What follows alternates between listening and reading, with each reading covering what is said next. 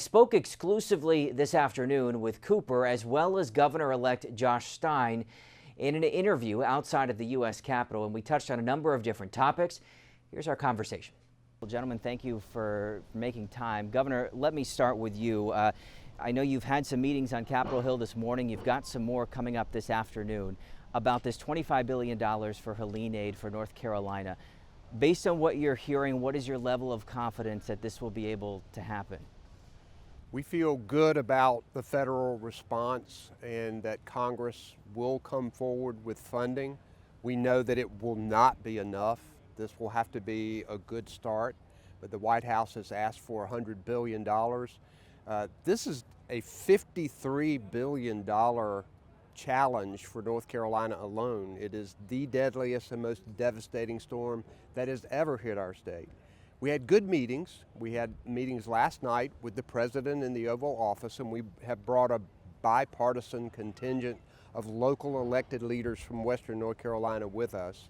We also met with 8 or 9 federal agencies last night until into the evening about all of the specifics of this, and today we are meeting with members of the Senate and the House and the staff members to let them know what North Carolina's needs are. This is unlike anything we have ever seen, and so we know we have to have an unprecedented response from Congress, from the state legislature, from local governments, from private businesses, from nonprofits. This has got to be an all-in, all-together help Western North Carolina rebuild. Well, and we have seen bipartisan support to get this done, but it's another thing to actually get to a vote.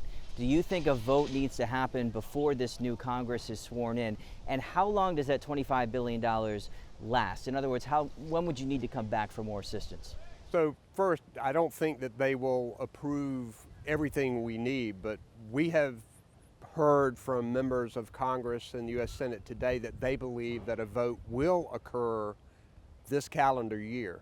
We think it's critical that this money get into the coffers now, because you've got a lot of federal agencies that are ready and willing to help but are out of money or close to being out of money and need significant help. So we believe that this will happen, but we know that people from all across North Carolina need to let their members of Congress and their U.S. senators know that this is of critical importance, and we need them to step up right now.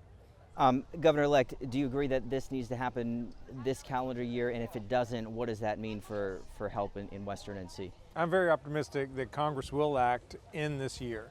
We just met with Senators Budd and Tillis, and they were both very confident that this is a bipartisan effort. And this is an issue, disasters affect everybody. And so we hope that this is sort of above politics, and it absolutely has to be. We clearly know the Biden administration is in favor, and we've heard very favorable reports about the incoming Trump administration's commitment. And so we believe it will happen this December. Governor, I do want to just quickly ask you, this week it was announced that Laura Hogshead, the person who oversees North Carolina's hurricane rebuilding, is no longer with the state. Can you provide some insight on what led to that decision and whether changes need to be made to that program? Well, first, there's been a strong performance in response to both Hurricane Matthew and Hurricane Florence. We've helped repair or rebuild over 13,000 houses. We have repaired roads and bridges. This money that NCOR was administering is the most regulated federal money that they didn't get until 2 years later.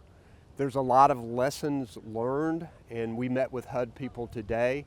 We believe that the CDBG-DR money that comes from HUD will come a lot quicker this time, and I think that there will be a lot of lessons learned from that money last time, and believe that we can put it to work more quickly. And I believe the Stein administration can work really hard with local governments to get it in place in response to Helene much more quickly. A leadership change, though, was needed, you felt? Yeah, I believe that it was, and I believe that now is the time that we've got to be ready to finish the job in Eastern North Carolina, which I believe that they will be able to do, and take on this new challenge that we have with Hurricane Helene. I want to both ask you about this bill in the General Assembly that has passed that would strip powers from the governor, from the Attorney General.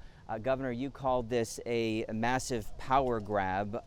We'll get to that in a second, but do you believe that the 3 Republicans who did not vote for this bill will override a veto that I assume you are going to be putting in place when you get back to Raleigh?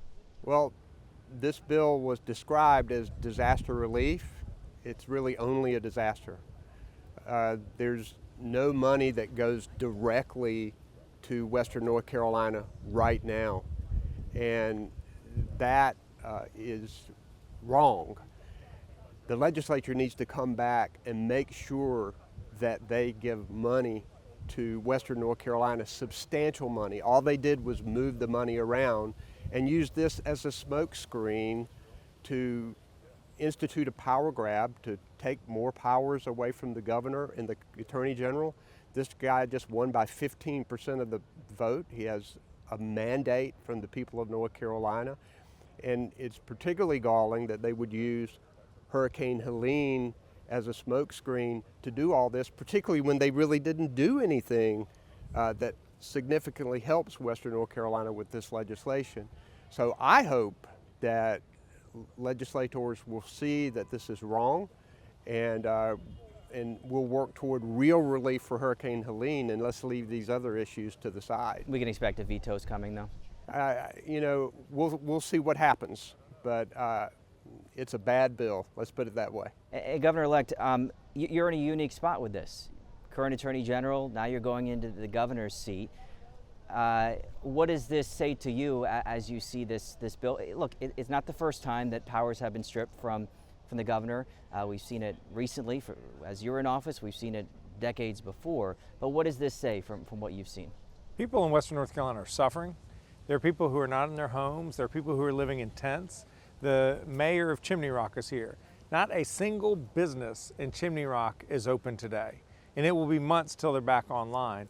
But they need our help. They are helping each other. It's neighbor helping neighbor in truly inspiring fashion, but they cannot do it alone. They need the federal government.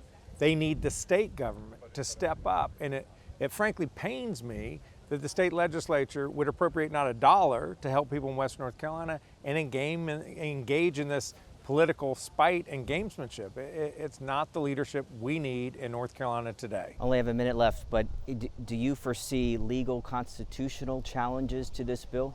Let's see if it becomes law first.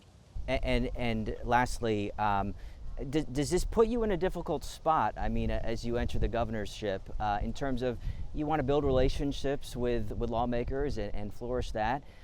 Talk about that, but also will you be talking with those 3 Republicans who voted against this bill to see if they will stay consistent with that?